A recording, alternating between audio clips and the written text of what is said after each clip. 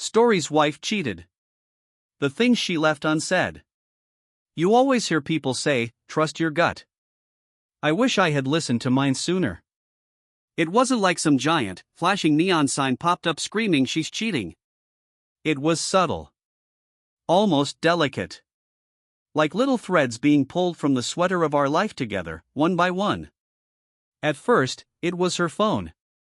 It used to be this forgotten thing she'd leave lying around, buzzing harmlessly with texts from her sister, Pinterest notifications, stupid group chats about work drama. Now it was glued to her hand like a second skin. Always face down. Always with the screen locked, even at home. One night, while we were watching TV, I jokingly reached for it to Google something faster than she could type on the remote. She snatched it back so fast, she almost knocked over her wine glass. Geez, sorry, I laughed, holding my hands up. Didn't know it was classified information. She forced a smile and muttered something about work emails being confidential. Work emails at 9:30 p.m., during a rerun of The Office. Right. I let it slide, but the pit in my stomach grew a little heavier that night. Then came the schedule changes. My wife, the same woman who once faked a stomach flu to get out of a Friday afternoon meeting, suddenly loved working late. She'd text me from the office. Don't wait up. Big project due next week. Love you, Red Heart.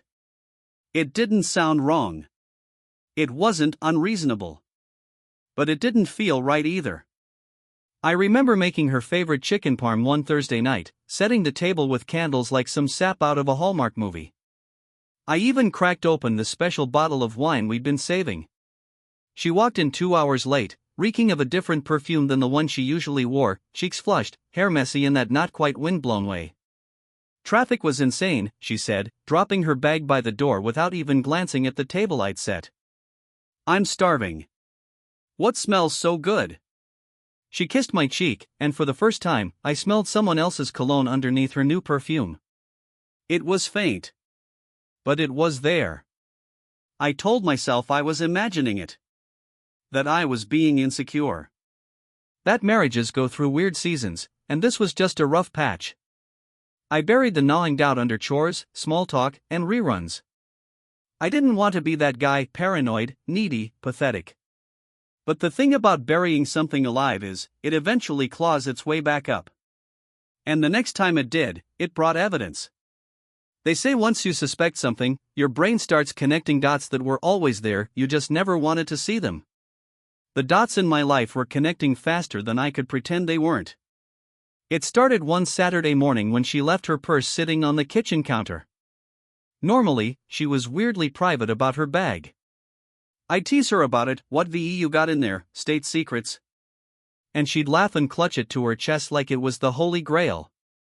But that day, she left it wide open while she was upstairs getting ready. I wasn't trying to snoop. I swear I wasn't. I just bumped it reaching for a coffee filter, and a bunch of stuff spilled out: wallet, chapstick, receipts, and something odd. A hotel key card. It was just a plain white card with a small black stripe. No logo. No branding. It might have been nothing.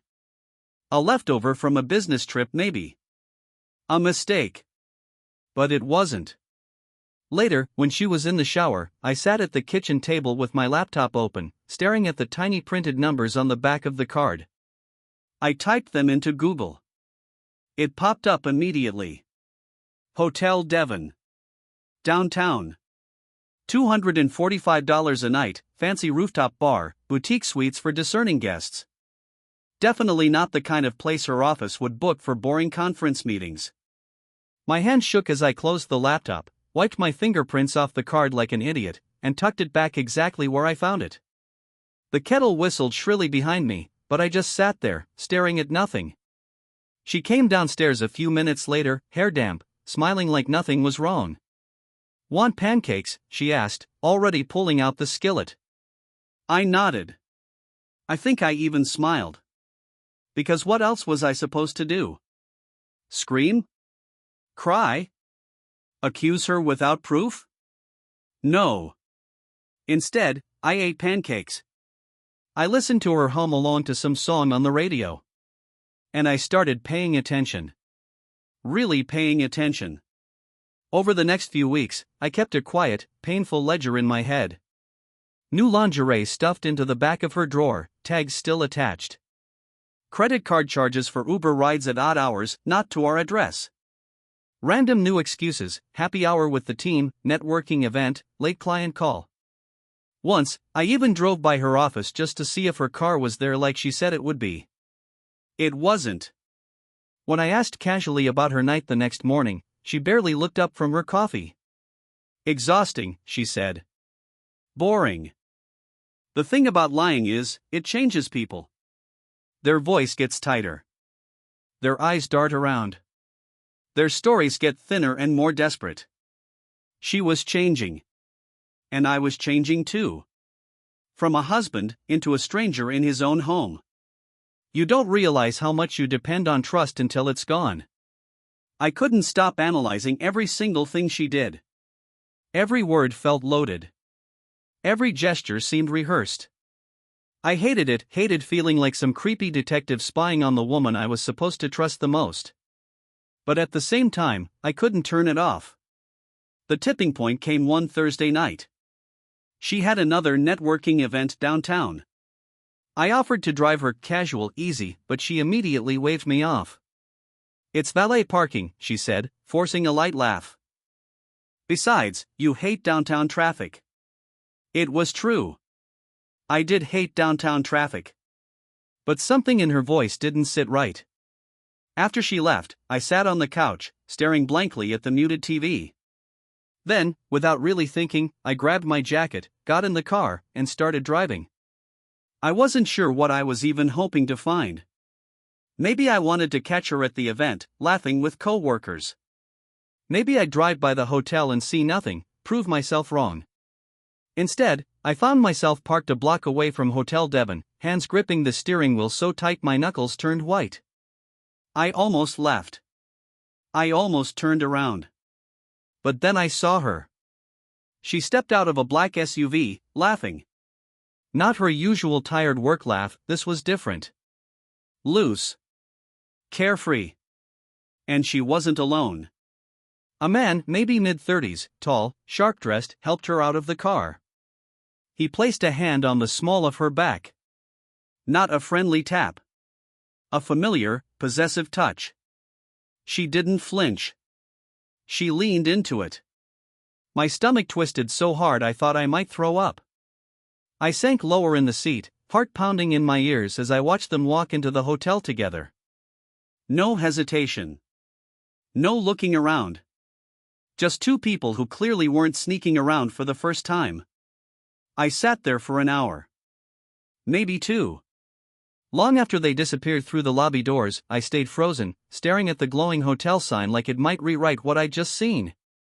Finally, I drove home. Not because I was calm, I wasn't. But because I couldn't sit there and watch anymore. I didn't want to know the details. Not yet. When she came home after midnight, she smelled like hotel soap and that sharp, unfamiliar perfume. She kissed my forehead like always.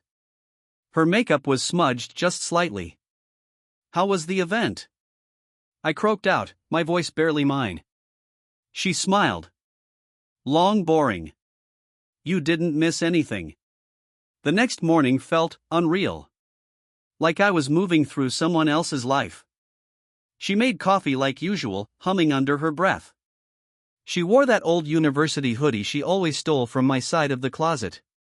She even kissed me goodbye on her way out, ruffling my hair like I was some harmless fixture in her perfect little world. And the worst part was, I played along. Have a good day, I said, voice even. Normal.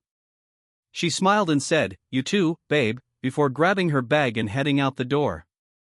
The second it clicked shut, the house went dead silent. It felt like all the air had been sucked out of the rooms. I sat at the kitchen table, staring into my coffee until it went cold, thinking, what now? I didn't want to make a scene. Not yet. I needed to know the full truth. I needed proof. That weekend, I bought a burner phone. Cash. No paper trail. I downloaded a basic GPS tracking app and, while she was in the shower, slipped a tiny tile into the lining of her purse. I hated myself for it. I hated what I'd become. But I hated not knowing even more. The next few days, I tracked her movements like a ghost. Most of the time, it was boring work, coffee shops, errands. But then Thursday hit.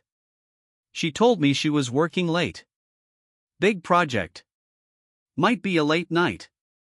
I watched the little blue dot on my burner phone leave the office at 6:15 p.m. It paused downtown for about 10 minutes, then moved again.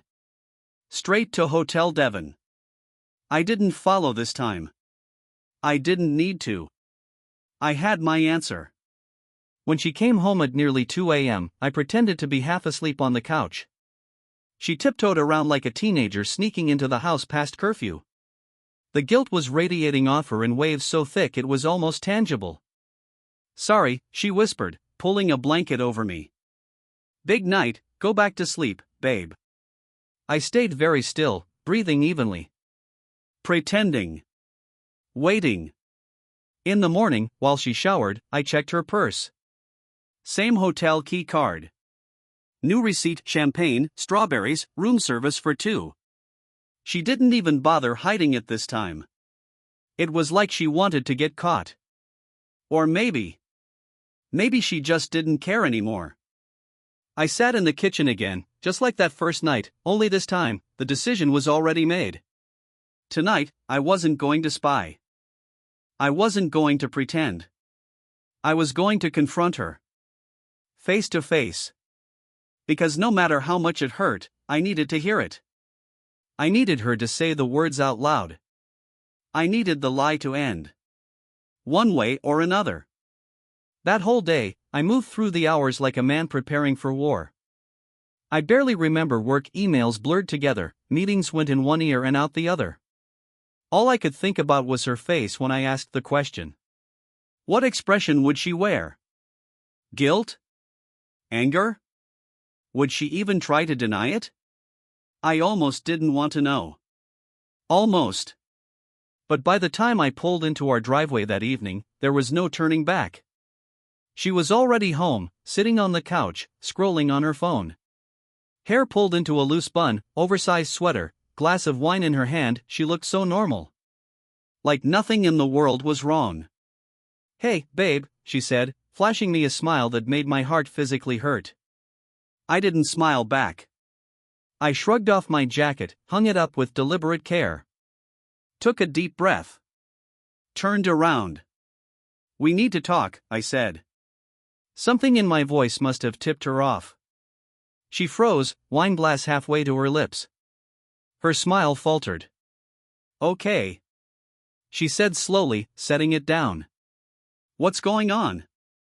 I sat down across from her, the coffee table a battlefield between us.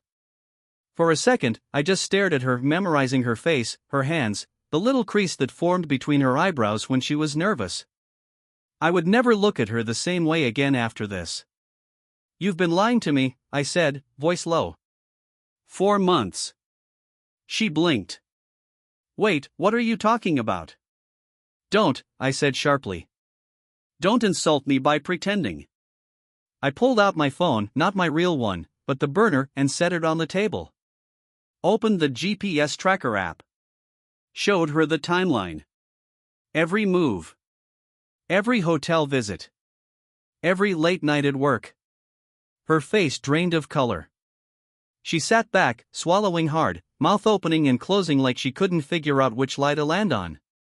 Finally, she whispered, "I can explain." "Can you?" I asked. My voice cracked despite myself. "Because I think it's pretty self-explanatory." Tears welled up in her eyes. "I didn't mean for it to happen," she said. "It was just supposed to be one time. It didn't mean anything." I laughed. A harsh, ugly sound that didn't feel like it belonged to me. "One time?" I said. "You've been visiting a hotel with him every week for 2 months." She flinched like I'd slapped her. "I made a mistake," she whispered. "No," I said, standing up. "A mistake is spilling coffee." A mistake is forgetting an anniversary. I leaned across the table, locking eyes with her. What you did was a choice. Over and over again. She started crying in earnest then, crumbling into herself. But I didn't feel bad. I didn't feel anything. Not anymore. The person I loved wasn't sitting there sobbing on the couch. She was already gone. And so was I. After she broke down, I just stood there. Watching her sob, her hands covering her face like it might somehow undo what she'd done. For a second, just a second, I almost caved. I almost sat down, put my arms around her, and told her we could fix it. But that version of me, the one who would have forgiven anything just to keep us together, had died the second I saw her walk into that hotel. I let the silence stretch, thick and ugly, until she choked on it. I'll end it, she said between sobs. I swear. I already told him I couldn't keep doing this. I clenched my fists until my nails bit into my palms. It was almost laughable. She was still trying to control the narrative, like she could snatch the pieces back together if she talked fast enough. End it? I said. My voice sounded weirdly calm. You already ended something, all right? She shook her head violently. I still love you. I do. Please, we can go to counseling, we can fix this. I stared at her, feeling like I was looking through glass. The woman I thought I married. The life I thought we had. It all felt like a dream I was waking up from. You didn't love me when you checked into that hotel, I said quietly. You didn't love me when you smiled at me across the dinner table after lying to my face. You didn't love me when you let him touch you and came home smelling like someone else. Her sobs turned into gasps. She reached for me. I stepped back. The space between us grew larger and larger, until it might as well have been a canyon. That night, I slept in the guest room. If you could call it sleeping. Mostly, I stared at the ceiling, listening to her muffled crying through the wall. And for once, I didn't feel guilty. I didn't feel anything. Just a hollow kind of relief. Because at least now, there were no more secrets.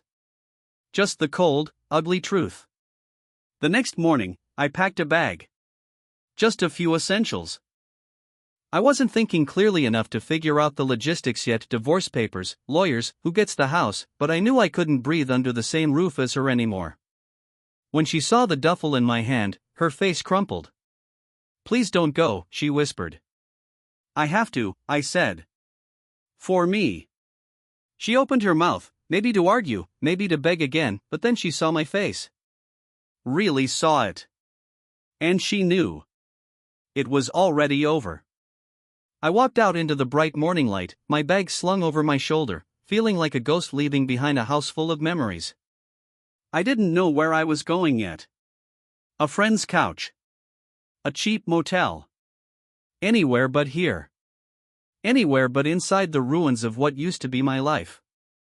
I didn't have a plan. I just drove. City lights blurred into suburbs, suburbs blurred into farmland. Miles rolled under my tires while my mind stayed frozen, locked back at that kitchen table where everything had finally collapsed. Eventually, I pulled into a cheap roadside motel, the kind with flickering neon signs and rooms that smelled like stale smoke no matter how many times they changed the bedding. The guy at the front desk barely looked up when I checked in. He slid me a keycard without a word, and I trudged up to a second-floor room overlooking the parking lot. It wasn't much. A bed. A nightstand. A buzzing mini fridge. But it wasn't our house, and that was all I needed. The first night alone was the hardest. I sat on the edge of the bed, still fully dressed, staring at the TV without really watching it. I kept checking my phone even though I knew I shouldn't. I had half a dozen missed calls from her. A dozen texts. Please come home. We can fix this. I'll do anything. Each message was a blade. Each time her name popped up, it twisted a little deeper. I put the phone face down on the nightstand, but I couldn't stop hearing it buzz. Finally, I turned it off completely. Silence. Real, deafening silence. Days blurred together after that. I called out of work sick. I couldn't eat much, everything tasted like cardboard. I slept maybe 3 hours a night, and when I did, I dreamed of her. Dreamed of us laughing at stupid TV shows, dancing in the kitchen, making plans for the future like idiots. Waking up was the worst part. Because for one precious, fleeting moment, I'd forget. And then it would all come crashing back. On the fourth night, after another miserable fast food dinner eaten alone in the motel room, there was a knock at my door. I froze. Another knock. Softer this time. Cautiously, I got up and looked through the peephole. It wasn't her. It was my best friend, Jason. I hadn't even told him where I was staying. He must have called around, guessed, pieced it together. That's just who he was. I cracked the door open. He took one look at me, at the bags under my eyes, the worn-out hoodie, the exhaustion, and said, "Jesus, man. You look like hell." I gave a weak chuckle. Feels about right. Without asking, he pushed the door open wider and walked in, carrying a six-pack and a greasy bag of takeout. "You're not doing this alone," he said, tossing the food onto the bed. No way in hell. And for the first time in days, something cracked open inside me. Something raw. Something that almost felt like hope. Maybe I couldn't put the pieces of my old life back together. But maybe, just maybe, I could start building something new. Even if it had to start from nothing. Jason stayed with me that night. We didn't talk about her, not directly, anyway. We just ate greasy burgers, drank cheap beer, and played terrible late-night TV trivia until we were both laughing over nothing. It felt good. It felt real. For the first time in what felt like forever, the knot in my chest loosened just a little. The next morning, I woke up to sunlight leaking through the battered curtains and something strange, a moment of peace. No immediate dread. No automatic reach for my phone to see if she'd texted me more apologies. Just quiet. Just me. I called my boss and explained the basics, personal issues, need some time. He surprised me by being human about it. "Take the week," he said. "Sort yourself out." I also called a lawyer. Sitting on the edge of that motel bed, voice shaking, I asked about the steps to file for divorce. It was easier than I thought it would be. Colder, too. Like ordering takeout, except the meal you were asking for was the end of your marriage. The lawyer was professional, almost detached. He told me to start gathering paperwork, finances, property records, anything tying us together legally. There were a lot of ties. Untangling them was going to hurt. But not as much as staying would have. Later that afternoon, when I felt strong enough, I drove back to the house. Not to see her, I wasn't ready for that, but to grab the things I needed. Jason came with me, just in case. She wasn't home. Her car was gone. Good. I didn't know if I could have handled facing her just yet. I moved through the house fast, throwing clothes into a suitcase, grabbing important documents from the office, loading up anything that mattered. Everywhere I looked, there were little landmines.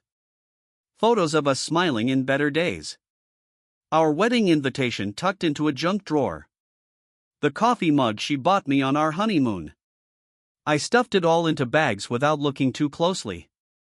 Before I left, I paused in the living room. Our wedding photo hung over the fireplace. She looked so happy in it. We looked so happy. I stared at it for a long minute, feeling something twist inside me, anger, grief, regret, all tangled up in a knot I couldn't undo. Then I took the photo off the wall, set it face down on the coffee table, and walked out without looking back. That night, back at the motel, I sat alone on the bed. I thought about the years we spent together. The dreams we built. The life we almost had. And then I let it go. Piece by piece. Memory by memory. Because sometimes, loving someone isn't enough to save them. And sometimes, the hardest thing you'll ever do is save yourself instead. I'm still figuring things out. Still waking up some mornings with a dull ache in my chest. Still wondering if I missed some sign, Some moment where things could have been different. But I'm breathing. I'm standing.